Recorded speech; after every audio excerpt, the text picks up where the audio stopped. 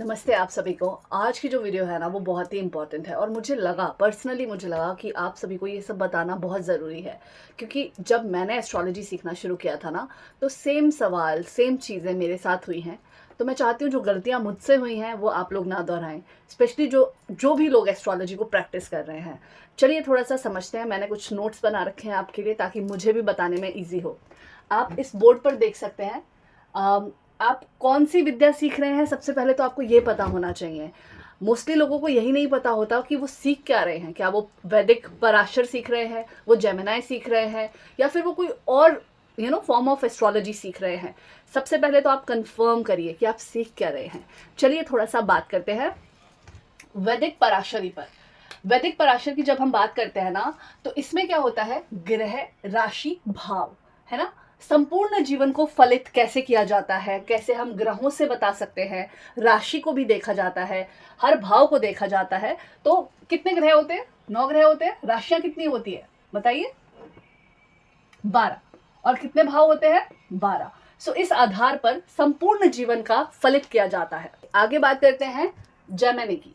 Gemini में क्या होता है? राशि कारक, चर कारक देखे जाते हैं इसमें, यानी कि सबसे ज्यादा डिग्री किसकी है उसे आत्मकारक कहा जाता है। और इसको कितने 9 भागों में बांटा गया है।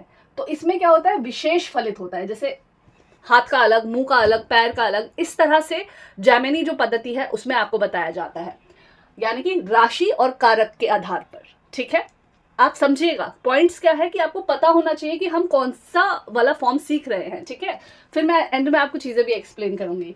फिर आता है नाड़ी ज्योतिष। नाड़ी ज्योतिष में क्या होता है? डिग्री देखी जाती है, ग्रह किस गति, किस नक्षत्र में है ना। नक्षत्र पर ये वाली विद्या पूरा डिपेंड करती है डीप जानकारी के लिए। यानी कि अगर आपको कोई सूक्ष्म जानकारी चाहिए ना, बिल्कुल अंदर से अंदर की जानकारी, उसके लिए नाड़ी ज्योतिष का प्रयोग होता है। ठीक है, अब हम बात करेंगे केपी एस्ट्रोलॉजी की। केपी में क्या देखा जाता है? सब लॉर्ड्स देखे जाते हैं। इससे हम क्या निकाल सकते हैं, क्या प्रेडिक्ट कर सकते हैं?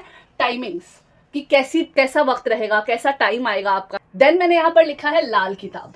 ठीक है, लाल किताब क्या है? इसके बारे में बहुत सारी भ्रांतियां हैं, बहुत सारी चीजें हैं, बट हाँ, इसकी जो रेमेडीज है ना, ये जो बुक है ये पूरी की पूरी रेमेडीज पर, उपाय पर निर्भर करती है।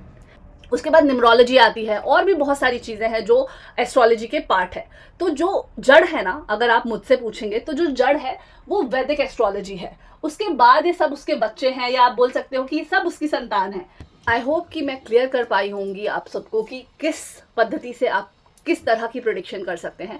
पर देखिए, रिजल्ट सबसे सेम आना है, आपको प्रिडिक्शन ही करके देनी है, आपको किसी दूसरे को अच्छा रास्ता ही दिखाना है। तो आपको सोच समझ के डिसाइड करना है कि आप क्या सीख रहे हैं, और दूसरी चीज़ के पीछे मत भागिए, क्योंकि मुझे ऐसा लगता है पर्सनली कहीं ना कहीं वो बहुत ज़्यादा पैसा वेस्ट करना होता है। जब आप एक चीज़ सीख जाओ ना, उसके बाद अगर आप किसी चीज़ में दूसरी चीज़ में एंट्री कर रहे हो, that is fine, that is absolutely fine. जैसे अभी मैंने अपनी लाइफ में वास्तु को ऐड किया है, न्यूमरोलॉजी मेरी लाइफ में है, केपी एस्ट्रोलॉजी मैं करती हूँ, है ना। तो लाल किताब मुझे आती है। तो वो गलती मैं ऐसे नहीं बोलूंगी कि वो नहीं करो, पर जब आप कोई एक चीज़ सीख रहे हो ना, तब आप किसी दूसरी चीज़ में मत घुस जाओ ये सोच के कि वहां से प्रिडिक्शन अच्छी होगी। नहीं, प्रिडिक्शन कहीं से भी आप सीख लो, जो आप सीख रहे हो, जो आप कर रहे हो, उसी से प्रिडिक्शन अच्छी होगी। बट प्रैक्टिस चाहिए, प्रैक्टिस चाहिए, और सिर्फ प्रैक्टिस चाहिए। जितनी कुंडलियां बना सकते हो उतनी बनाओ, जितनी प्रिडिक्शन कर सको, जितने घर वाले रिश्तेदार मिले सबकी कुंडलियां पहले उठाओ, क्योंकि उनके बारे में आपको थोड़ा बहुत आइडिया होता है। देन आप अप्लाई कर सकते हो चीज़ों को easily, and then yes you can take the consultation. मुझे लगा पर्सनली कि ये प्रॉब्लम ना सबको आती होगी। अगर मुझे आई है तो शायद काफ़ी लोगों को ये क्वेश्चन होगा। तो मुझे यही रीज़न था, मैंने ये वीडियो बनाई। होप आपको अच्छी लगी होगी, समझ आई होगी। कोई क्वेश्चन हो आपका, आप पूछ सकते हैं। एंड यस, जोर से बोलिए जय माता दी, राधे राधे, हर हर महादेव।